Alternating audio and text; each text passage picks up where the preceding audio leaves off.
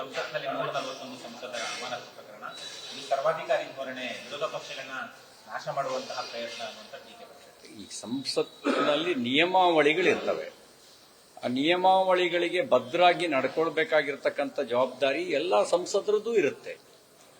ನಿಯಮಾವಳಿಗಳನ್ನ ಮೀರಿ ಅತಿರೇಕದ ವರ್ತನೆ ತೋರಿಸಿದಾಗ ಸಭಾಧ್ಯಕ್ಷರು ಅಥವಾ ರಾಜ್ಯಸಭೆಯಲ್ಲಿ ಚೇರ್ಮನ್ ಅವರು ನಿರ್ಣಯ ತೆಗೆದುಕೊಳ್ತಾರೆ. ಇದು ನಮ್ಮ ಸಾರ್ವಜನಿಕ ಚರ್ಚೆ ಮಾಡುವ ವಿಷಯಗಳಲ್ಲ.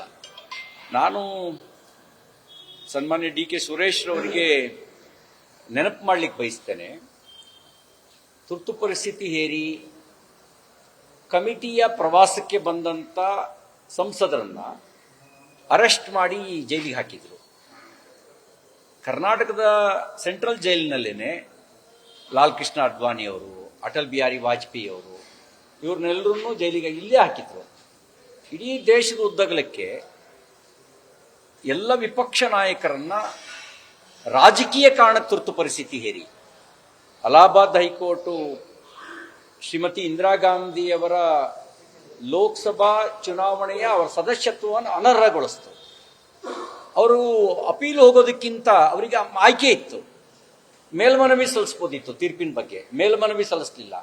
ತಾನು ಅಧಿಕಾರದಲ್ಲಿ ಉಳ್ಕೊಳ್ಬೇಕು ಅಂತ ಹೇಳಿ ಶ್ರೀಮತಿ ಇಂದಿರಾ ಗಾಂಧಿಯವರು ಅವತ್ತು ಮಾಡಿದ ಕೆಲಸ ತುರ್ತು ಪರಿಸ್ಥಿತಿ ಹೇರಿತು. ಹಾಗೆ ತುರ್ತು ಪರಿಸ್ಥಿತಿ ಹೇರಿದ ಕಾಂಗ್ರೆಸ್ ಪಾರ್ಟಿಗೆ ಸದನದಲ್ಲಿ ಹೆಂಗ್ ನಡ್ಕೊಳ್ಬೇಕು ಅನ್ನೋದು ಗೊತ್ತಿಲ್ಲ. ಮತ್ತೆ ಇವತ್ತು ಪ್ರಜಾಪ್ರಭುತ್ವದ ಮಾದರಿಯಲ್ಲಿ ಆಯ್ಕೆಯಾದಂಥ ಪ್ರಧಾನಮಂತ್ರಿಗಳನ್ನ ಪ್ರತಿನಿತ್ಯ ಒಂದಲ್ಲ ಒಂದು ರೀತಿ ವಿಷಯವನ್ನು ಇಟ್ಕೊಂಡು ಟೀಕೆ ಮಾಡೋದ್ರ ಜೊತೆಗೆ ನೀವು ಅವ್ರನ್ನ ಸರ್ವಾಧಿಕಾರಿ ಅಂತ ಹೇಳ್ತಾ ಇದ್ದೀರಿ. ಕಾಂಗ್ರೆಸ್ ಪಾರ್ಟಿಗೆ ನೈತಿಕತೆ ಎಲ್ಲಿದೆ ಸರ್ವಾಧಿಕಾರಿ ಅಂತ ಹೇಳೋದಕ್ಕೆ? ಮತ್ತೆ ಈ ಎಲ್ಲ ಪದ ಪ್ರಯೋಗ ಮಾಡಿದ ನಂತರವೂ ಕೂಡ ಎರಡನೇ ಬಾರಿ ಅತಿ ಹೆಚ್ಚಿನ ಬಹುಮತದೊಂದಿಗೆ ನರೇಂದ್ರ ಮೋದಿಯವರು ಆಯ್ಕೆ ಆಗಿದ್ದಾರೆ. ಇತ್ತೀಚೆಗೆ 5 ರಾಜ್ಯಗಳ ಚುನಾವಣಾ ಫಲಿತಾಂಶವೂ ಕೂಡ ಮತ್ತೆ ಪ್ರಧಾನಮಂತ್ರಿ ನರೇಂದ್ರ ಮೋದಿಯವರು ಅನ್ನೋದನ್ನ ಒಂದು ರೀತಿಯಲ್ಲಿ ದಿಕ್ಸೂಚಿಯ ರೀತಿಯಲ್ಲಿ ತೋರಿಸಿದೆ. ಜನರ ಅಭಿಪ್ರಾಯ, ಜನರ ಮೂಡು ಏನಿದೆ ಅನ್ನೋದನ್ನ 5 ರಾಜ್ಯಗಳ ಚುನಾವಣೆ ಫಲಿತಾಂಶ ತೋರಿಸಿದೆ. ಹಾಗಾಗಿ ಸದನದೊಳಗೆ ಏನು ನಡೀತೋ ಅದಕ್ಕೆ ನಾವು ಪ್ರತ್ಯಕ್ಷದರ್ಶಿಗಳು ಅಲ್ಲ, ನಾವು ಸಾಕ್ಷಿಗಳು ಅಲ್ಲ. ಆದರೆ ಕಾಂಗ್ರೆಸ್ ಇತಿಹಾಸ ಏನಿದೆ ಅನ್ನೋದು ಎಲ್ರಿಗೂ ಗೊತ್ತಿರುವ ಸಂಗತಿ. ಸರ್, ಇವತ್ತು ಪ್ರಧಾನಿಗಳನ್ನ ಮುಖ್ಯಮಂತ್ರಿಗಳು ಭೇಟಿ ಮಾಡಿದ್ದಾರೆ. ಇಷ್ಟು ದಿನಗಳ ಕಾಲ ಭೇಟಿಗೆ ಅವಕಾಶ ಮಾಡಿಕೊಡಿ ಅಂತ ನಿಮ್ಮನ್ನು ಕೇಳ್ತಾ ಇತ್ತು. ಇವತ್ತು ಭೇಟಿಗೆ ಅವಕಾಶ ಮಾಡಿಕೊಡಿ. ಇಷ್ಟು ದಿನವಾಗಿ ರಾಜಕೀಯವಾಗಿ ಆರೋಪ ಮಾಡ್ತಿದ್ರ, ಮತ್ತೆ ಈಗ ಇವತ್ತು ಮಾತಾಡಬೇಕಾದ್ರೆ ಸಮಚಿತವಾಗಿ ಪ್ರಧಾನಿಗಳು ನಮ್ಮ ಮನೆಯನ್ನ ಕೇಳಿದ್ದಾರೆ ಅನ್ನೋ ಮಾತನ್ನು ಮುಖ್ಯಮಂತ್ರಿ ಸ್ವತಃ ಹೇಳಿದ್ದಾರೆ. ನೋಡಿ, ಪ್ರಧಾನಮಂತ್ರಿಗಳು ದೇಶದ ಹಿತದೃಷ್ಟಿಯಿಂದ ಆಲೋಚನೆ ಮಾಡಿ ಕೆಲಸ ಮಾಡ್ತಿರ್ತಕ್ಕಂಥ ಒಬ್ಬ ಜನಾನುರಾಗಿ, ಜನಪ್ರಿಯ, ದೂರದೃಷ್ಟಿಯುಳ್ಳಂತ ನಾಯಕರು ಮೋದಿಯವರು. ಅವರು ಯಾರಲ್ಲೂ ತಾರತಮ್ಯ ಮಾಡಿಲ್ಲ. ಆದರೆ ಪೂರ್ವಾಗ್ರಹದ ಮಾನಸಿಕತೆ ಕೆಲವರಿಗಿರೋದ್ರಿಂದ ಅವರು ಮತ್ತು ಟೀಕೆಯನ್ನೇ ರಾಜಕೀಯ ಬಂಡವಾಳ ಅಂತ ಭಾವಿಸಿರೋದ್ರಿಂದ ಹಲವು ಜನ ಹಲವು ಕಾರಣಕ್ಕೆ ಪ್ರಧಾನಮಂತ್ರಿ ನರೇಂದ್ರ ಮೋದಿ ಅವರನ್ನು ಟೀಕೆ ಮಾಡಿದ್ದಾರೆ. ವಾಸ್ತವವಾಗಿ ಅವರಿಗೆ ದೇಶದ ಎಲ್ಲ ರಾಜ್ಯಗಳು ಸಮಾನ ಅಂತ ಭಾವಿಸ್ತಾರೆ. ಅವರ ಅಭಿವೃದ್ಧಿ ಮಂತ್ರವೇ ಸಬ್ಕಾ ಸಾಥ್, ಸಬ್ಕಾ ವಿಕಾಸ್, ಸಬ್ಕಾ ವಿಶ್ವಾಸ್. ಅವರು ತಾರತಮ್ಯದ ರಾಜಕಾರಣದ ಮೇಲೆ ನಂಬಿಕೆ ಇಟ್ಟಿರೋರು ಅಲ್ಲ. ಸಬ್ಕಾ ಸಾಥ್, ಸಬ್ಕಾ ವಿಕಾಸ್, ಸಬ್ಕಾ ವಿಶ್ವಾಸ್ ಅನ್ನುವ ತತ್ವದ ಮೇಲೆ ನಂಬಿಕೆ ಇಟ್ಟು ರಾಜಕಾರಣ ಮಾಡ್ತಿರ್ತಕ್ಕಂಥವ್ರು. ಯಾವತ್ತೂ ಅವರು ಕರ್ನಾಟಕಕ್ಕೆ ಒಂದು ನ್ಯಾಯ, ತಮಿಳುನಾಡಿಗೆ ಒಂದು ನ್ಯಾಯ, ಕೇರಳಕ್ಕೆ ಒಂದು ನ್ಯಾಯ ಅಂತ ಮಾಡೇ ಇಲ್ಲ. ದೇಶದ ಎಲ್ಲ ರಾಜ್ಯಗಳಿಗೂ ಸಮಾನ ನ್ಯಾಯ ಕೊಟ್ಟಿದ್ದಾರೆ. ಅವರ ಭೇಟಿಯನ್ನೂ ಒಂದು ರಾಜಕೀಯ ವಿಷಯವನ್ನಾಗಿ ಮಾಡೋ ಪ್ರಯತ್ನ ಮಾಡ್ತಿದ್ರು.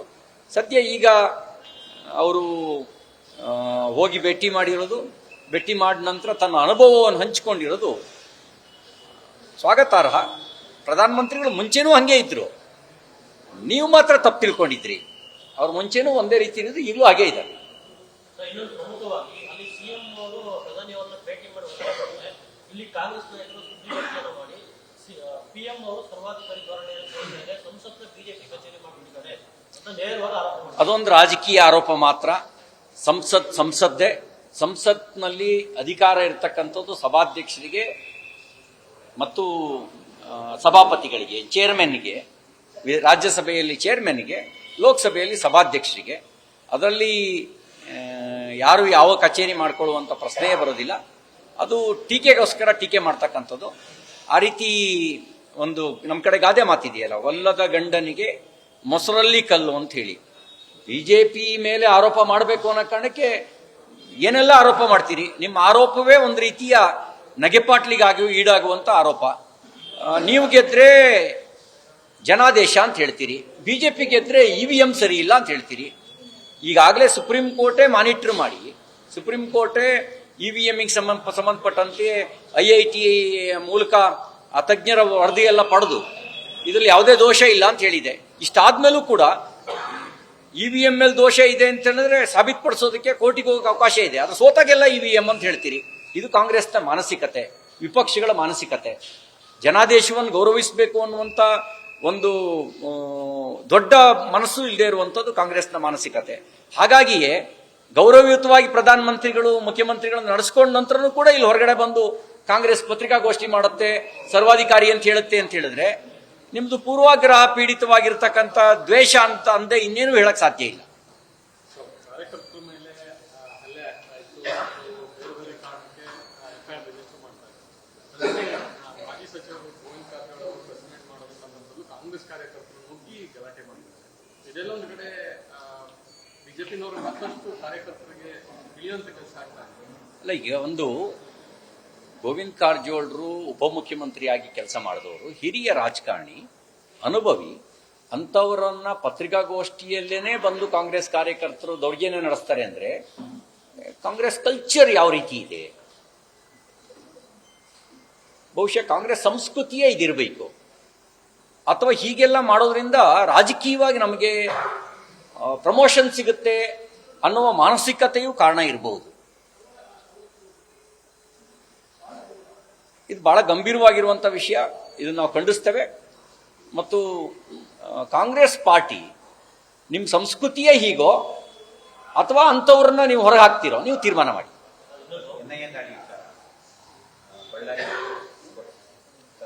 ನಾನು NIA ತಂಡಕ್ಕೆ ಅಭಿನಂದನೆಗಳನ್ನು ಸಲ್ಲಿಸ್ತೀನಿ. ನೀವು ಇತ್ತೀಚಿನ ದಿನಗಳಲ್ಲಿ ಕರ್ನಾಟಕದಲ್ಲಿ 2 ಪ್ರಮುಖ ದಾಳಿಯ ಮೂಲಕ ಮುಂದಾಗ್ತಕ್ಕಂಥ ದೊಡ್ಡ ಅನಾಹುತವನ್ನು ತಪ್ಪಿಸಿದ್ದೀರಿ. ಇವರು ವಿಶೇಷವಾಗಿ ಕೆಮಿಕಲ್ ಉಪಯೋಗಿಸಿ ಬಾಂಬ್ ತಯಾರಿಸಿ ಅದನ್ನು ವಿಸ್ಫೋಟ ನಡೆಸಬೇಕು ಅನ್ನುವಂಥ ಸಂಚು ನಡೆಸಿದ್ದು, ಐಸಿಸ್ ಜೊತೆಗೆ ಅವರ ಐಡಿಯಾಲಜಿಯನ್ನು ಜೋಡಿಸ್ಕೊಂಡು ಖಿಲಾಫತ್ ಮಾದರಿಯಲ್ಲಿ ಗಲಭೆ ಹುಟ್ಟಾಕಬೇಕು ಅಂತಕ್ಕಂಥ ಸಂಚು ನಡೆಸಿದ್ರು ಅನ್ನೋದನ್ನು ಬಯಲಿಗೆ ಅವ್ರನ್ನ 9 ಜನರನ್ನ ಬಂಧಿಸೋದ್ರ ಮೂಲಕ ಮುಂದಾಗುವಂಥ ಅನಾಹುತವನ್ನು ತಪ್ಪಿಸಿದ್ದಾರೆ. ನಾನು ಅದಕ್ಕಾಗಿ NIAಗೆ ಅಭಿನಂದನೆಗಳನ್ನು ಸಲ್ಲಿಸ್ತೇನೆ. ನ್ಯೂಸ್ ಫಸ್ಟ್, ನಿರ್ಭೀತಿಯಿಂದ ನಿಮ್ಮ ಪರವಾಗಿ.